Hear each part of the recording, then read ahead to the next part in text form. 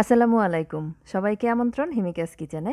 আজকে করে দেখাবো মুরগির গিলা কলিজা বা লটপটি রান্নার রেসিপি।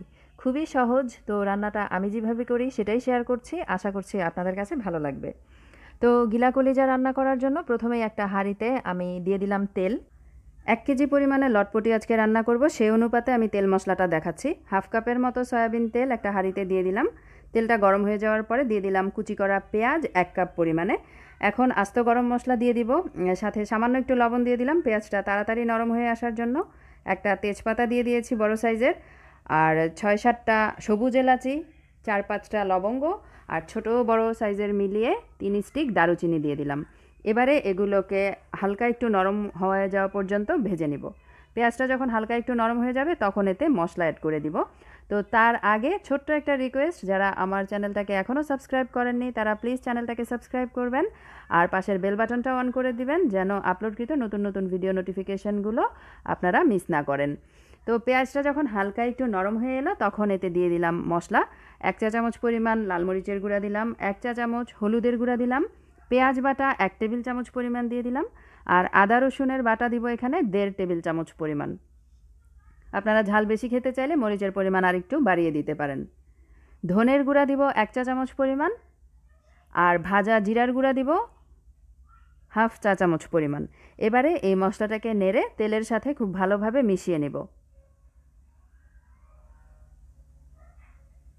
খুবই সহজ একটা রান্না, কিন্তু খেতে অনেক মজা। রুটি পরোটার সাথে বা সাদা ভাতের সাথে খেতে তো অনেক বেশি ভালো লাগে। তো মশলাটাকে খুব ভালোভাবে কষিয়ে নেওয়ার জন্য আমি সামান্য একটু পানি অ্যাড করলাম, আর আরও কিছুক্ষণ সময় ধরে এই মশলাটাকে কষিয়ে নিব যেন মশলা থেকে কাঁচা গন্ধটা চলে যায়।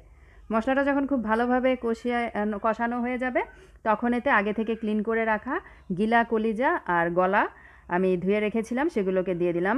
আর এগুলো কিন্তু খুব ভালোভাবে ক্লিন করতে হবে, কারণ কলিজার মধ্যে রক্তের চাকা থাকে, সেগুলো ভালোভাবে পরিষ্কার করে নিতে হবে। আর গিলার মধ্যেও চর্বি থাকে, সেগুলো ফেলে দিতে হবে।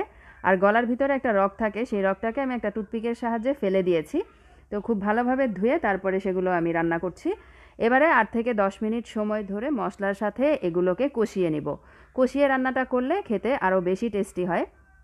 তো আমি স্বাদ অনুযায়ী আরেকটু লবণ অ্যাড করে দিলাম, আর এগুলোকে ভালোভাবে কষিয়ে নিচ্ছি। আর আমি কিন্তু কোনো পানি অ্যাড করিনি, কারণ এগুলো থেকেই সামান্য একটু পানি ছাড়বে, আর সেই পানিটা শুকিয়ে যাওয়া পর্যন্ত আমি এগুলোকে কষিয়ে নেব।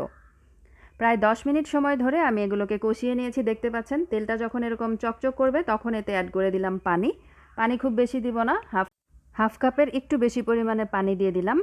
এখন ঢেকে রান্না করে নিব কিছুক্ষণ, যেন এগুলো সিদ্ধ হয়ে আসে। 10 মিনিটের জন্য আমি ঢাকনা দিয়ে দিলাম, আর চুলার আঁচটাকে মিডিয়ামে রেখেছিলাম। 10 মিনিট পরে ঢাকনা তুলে নিয়েছি, আর একটু নেড়ে নিচ্ছি। এটা কিন্তু মোটামুটি সিদ্ধ হয়ে গেছে। এ পর্যায়ে আমি একটু আলু দিব। একটা বড় সাইজের আলুকে ছোট ছোট টুকরা করে কেটে নিয়েছিলাম, সেটাকে দিয়ে দিলাম। আলুটাকে খুব সুন্দরভাবে মিশিয়ে নিচ্ছি।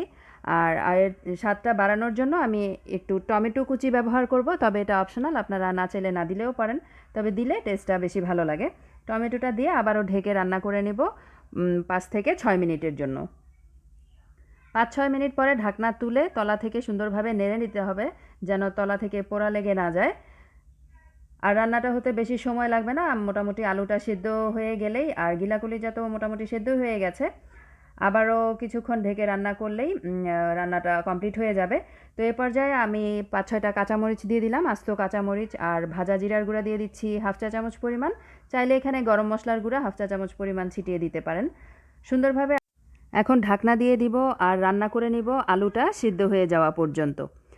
আর রুটি পরোটার সাথে খেতে হলে কিন্তু একটু মাখা মাখা যদি ঝোলটা থাকে তাহলে খেতে বেশি ভালো লাগে। একদম ড্রাই হয়ে গেলে কিন্তু অত একটা ভালো লাগে না। তো এই তো 5 থেকে 7 মিনিট পরে আমি ঢাকনা তুলে নিয়েছি, আমার রান্নাটা কমপ্লিট হয়ে গেছে। এরকমই মাখা মাখা অবস্থাতেই আমি এখন চুলা থেকে এটা নামিয়ে ফেলবো।